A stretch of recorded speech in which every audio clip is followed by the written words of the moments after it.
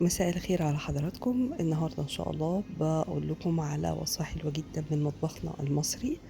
بجد الساندوتش ده حلو جدًا وعلى طول بيتطلب مننا. هاقول لكم فكرة الساندوتش إيه هي فكرة بسيطة جدًا، إن شاء الله هتعجبكم. الفكرة كل ما فيها إن أنتِ بتجيبي بيضتين، لإن أنا هاعمل عدد 2 ساندوتش، وباقليه عادي، بس باقليه في زيت الزيتون.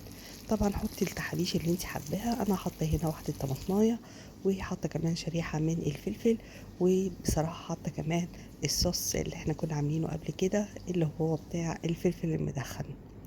هابدأ بقى أحط الساندوتش بتاعي، رق من الخس الكابوتشا، رق من اللانشون، ممكن حضرتِك تستبدليه بالجبنة زي ما حضرتِك تحبي، وبعد كده باحط البيض بتاعي، وباقفل الساندوتش عادي.